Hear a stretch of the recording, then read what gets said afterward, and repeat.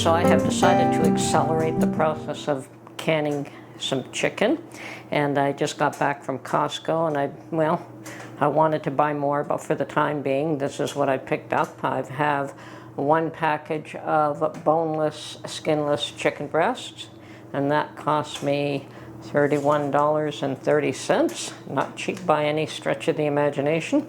I also picked up one package of thighs, and this does have both the bone and the skin. And I am going to can these as is, both of them. But I'm going to do them separately. Now, the first thing I've done is fill up the sink with water, and I'm going to wash them. And I'm going to do them individually. So when one is in jars, then I will do the other. Now, canning meat is probably one of the simplest processes that there are, at least in my experience. When I have canned the meat that I have canned, I do can it raw, and I add nothing. I might add a bit of salt, but that is about it. So these are, yes, they're absolutely lovely and perfect chicken breasts, but I'm going to wash them. That's all I'm going to do to them, and before I put them in jars. Now, they're fairly large breasts, so I don't know how many I can fit in a jar. I don't think this will make all that much, but we're talking over $30 for this package. Chicken is no longer inexpensive, and that's for sure. So here we are. So I'm going to wash this batch for a few minutes, and then we will all we're going to do is put them in jars. So I'm going to go dry my hands and go get some jars. And meanwhile, the thighs, I will also drain that water and put fresh water in to clean the thighs. So what do we have here? 8 chicken breasts. Not that much.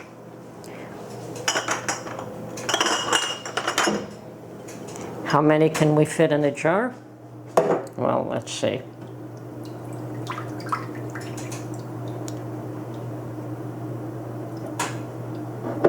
Kind of what I thought, 2 per jar.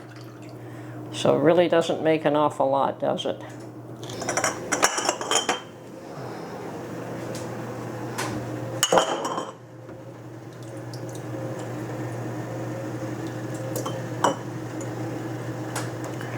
That is it. All we're doing here is just sliding them into the jars.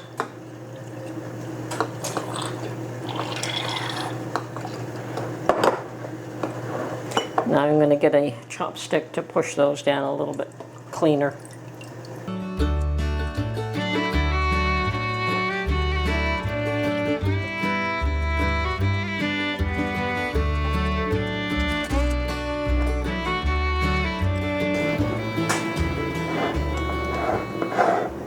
Try and get some of the air bubbles out of here. Yes, that's working nicely. Now, this will develop its own liquid, so there's no need to add anything to this at all. And this one was perhaps too full. So we'll put the very large one at the bottom. And take a little piece off this one.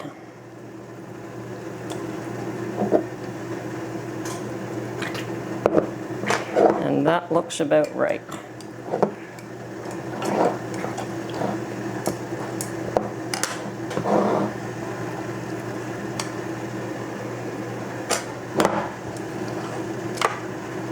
Okay, so we have a few little bits left over, and I'm going to add those to my thighs. Certainly not going to let them go to waste. Okay, so once again, I want to wash this chicken. So I'm going to put each one of these into the sink of cold water. Now, I can add salt in this water to help wash them. That's something my mother always used to do when washing meat.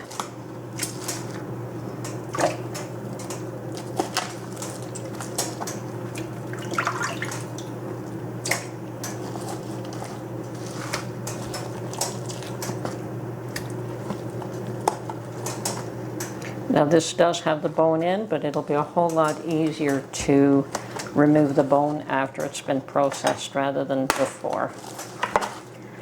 So I'm going to can these just as they are, skin and bone in. I suspect that this will give me more than the 4 jars there.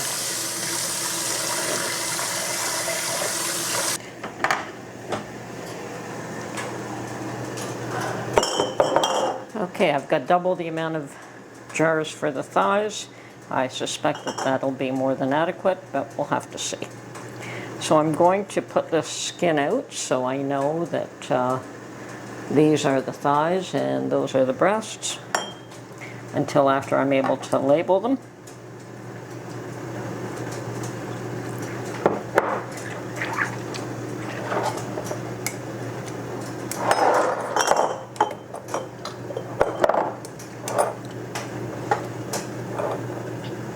Okay, so I'm able to fit 3 thighs per pint jar.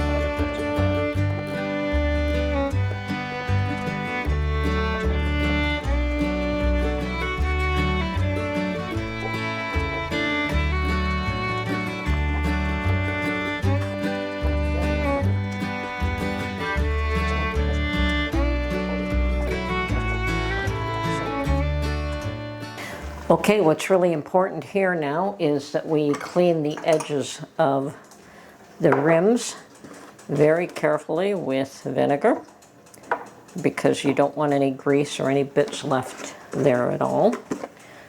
So I've got my lids in hot water soaking. And I did move the balance of the chicken that didn't fit in a pint jar into a half pint, so that all the jars are actually full at this point. So let me get my magnet out there and some paper towels to clean the rims. And I'm going to start off with this larger one, the wide mouth rim. So clean the edge thoroughly and put a lid on it. Okay, and these will all be pressure canned at the same amount of time that it would take for pints, even though I've got 1/2 pint in there. Okay, moving on to the next one. Clean it thoroughly.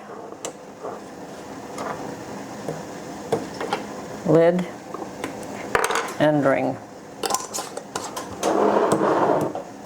And I'm so glad I'm doing this. Unfortunately, I'm not doing enough of it, but it'll come in time. Chicken has gotten extremely expensive recently. So,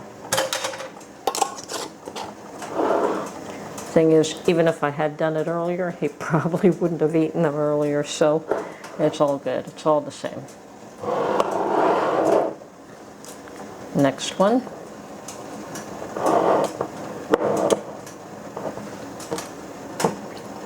Now, none of these are hot. They're actually cold, so I'm not going to let the canner get too hot. I have put lukewarm water in there, but you don't want really hot water and cold jars, otherwise they'll just break.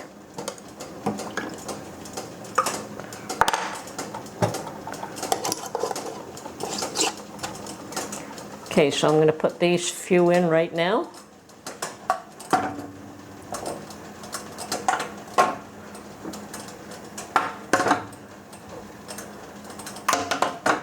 And we will continue along here. Do this one.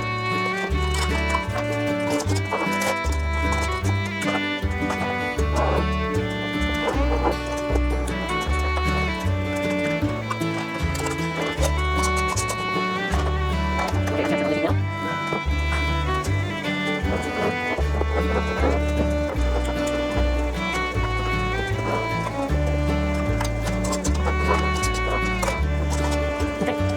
I'm going to put the balance of my vinegar in here to keep the jars clean. It's not a lot, probably about a spoonful.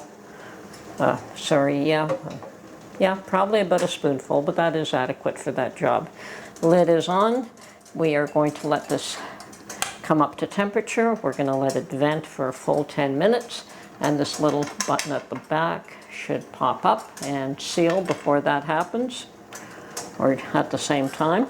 So once that has sealed and this vents for 10 minutes, then we'll put the weight on. And in my area, it is 10 pounds pressure. And I'm going to double check the time, but I believe it's 75 minutes for pints, but I will double check that. Okay, I'm doing pints and the half pint, but I'm going to pressure can this for 75 minutes for pints, which is what is the required amount. Okay, that's it for now. Okay, so I have removed the jars of chicken from the canner, and after they have cooled down, I've washed them all with sudsy water and labeled them, and that's, as you can see, that is the end result. So this is the first batch of chicken that I'm doing. I'm probably going to do a few more batches in the very near future. Anyway, hope you enjoyed this video, and we'll catch you on the next one. Bye for now.